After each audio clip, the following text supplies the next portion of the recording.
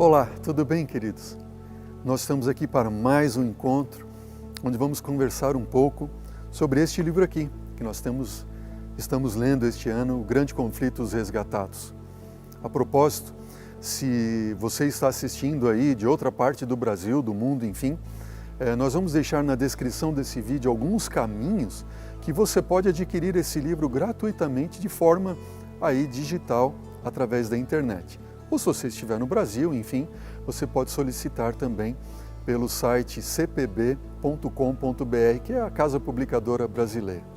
Enfim, chegamos ao 5º capítulo, e neste 5º capítulo a gente vai estudar ali, na verdade a gente estudou a história de um homem que foi ali o precursor, aquele que iniciou o movimento de reforma na Europa.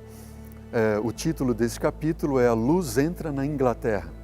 Sabe, queridos, Deus, em todos os momentos da história da humanidade, Ele nunca permitiu que Sua palavra fosse destruída totalmente.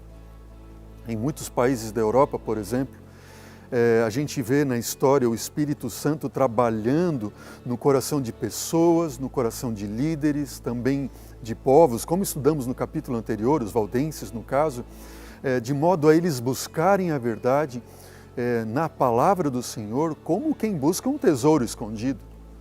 Eu penso, para mim hoje, será que eu tenho detido tempo para estudar a palavra do Senhor e saber que aqui eu tenho um tesouro que me dá não somente paz, tranquilidade, conforto nessa vida e esperança, mas, sobretudo, o perdão dos pecados e a vida eterna em Cristo Jesus? Imagine, após quase 1000 anos de trevas, era chegada a hora agora, dentro do calendário de Deus, de fazer a Bíblia chegar a todos os povos em sua própria língua. Foi no início desta era em que a luz de Deus deveria começar a brilhar novamente.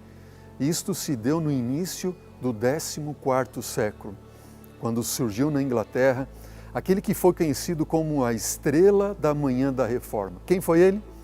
John Wycliffe, sim, grande reformador. Wycliffe, ele era um homem profundamente educado, ele conhecia muito sobre filosofia, e essa filosofia que ele estudava era conhecido como filosofia escolástica. Era um método de pensamento crítico, de aprendizagem, com origem nas escolas monásticas cristãs, enfim. Mas ele não sabia só de filosofia, ele era muito escolado nas leis da igreja e também na lei civil. O conhecimento, só para você ter ideia, que o Wycliffe tinha, era tão grande que até mesmo seus inimigos o respeitavam. Apesar de tanto conhecimento que Wycliffe tinha em filosofia, leis civis e nas leis da igreja também, Wycliffe ele sentiu um vazio no coração que ele foi preenchido somente quando ele foi à faculdade e começou a estudar as Escrituras. E quando eu li esse texto no livro, eu me lembrei de uma passagem da Bíblia que a gente encontra ali no Evangelho segundo João, no capítulo 5, versículo 39. E eu quero deixar para você também.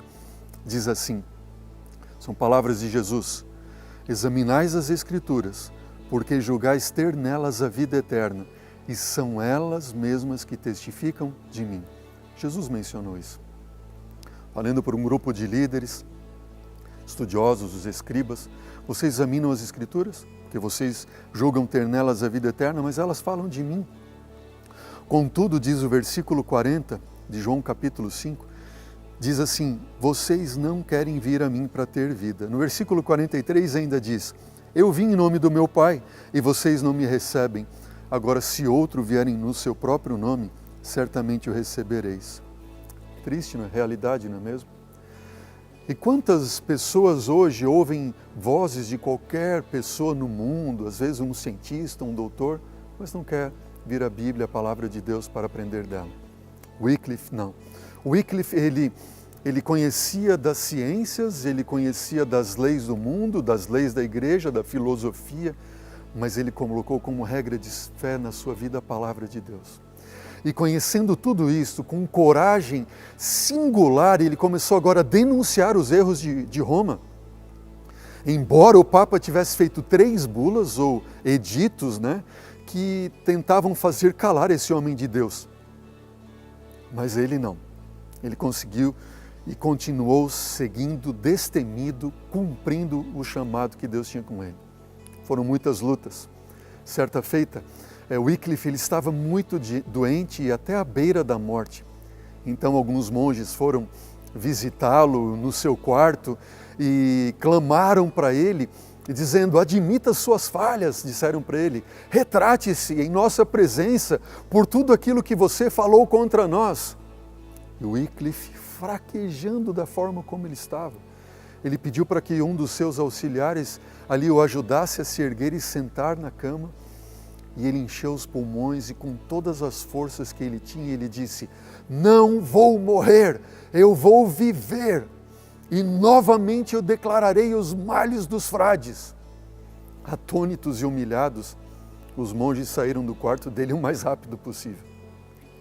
Wycliffe ele fez um grande trabalho, conseguiu traduzir a Bíblia para o inglês, e apesar das dificuldades de ser ainda uma época em que os escritos eram todos ali manuscritos, a Bíblia começou a chegar na língua na Inglaterra. Ele foi perseguido, duramente perseguido pela igreja, enfim.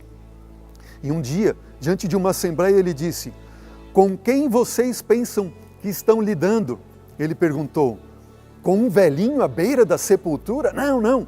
Vocês estão lidando com a verdade. A verdade é forte e ela é mais forte que vocês e vai derrotar vocês. Diante disso, ele se retirou daquela assembleia e nenhum dos seus adversários tentou impedi-lo. Wycliffe lutou, a igreja estava pronta para queimá-lo à estaca, mas Deus, de uma forma misericordiosa, o livrou e ele morreu de um derrame cerebral. Essa foi a luta deste homem que abriu as portas para a Europa conhecer a Bíblia na língua do inglês e outros tantos seguidores dele. Um homem de fé e de coragem. Imagine que a raiva e o ódio da igreja e do papado era tão grande contra ele que 40 anos depois, os seus ossos foram desenterrados, queimados em praça pública e lançados as suas cinzas no rio Avon. Mas aqueles que são fiéis e historiadores cristãos dizem que as cinzas deles foram levadas pelo rio e assim espalhadas no mar, como a verdade foi levada e alcança hoje a todo mundo e alcança você também. Ó querido, que o mesmo espírito de Wycliffe esteja em você e em mim, amém? Para pregarmos com intrepidez a palavra, certos de que Deus está conosco. Que Deus abençoe você grandemente, sua família também, e até o próximo capítulo do nosso estudo. Até logo.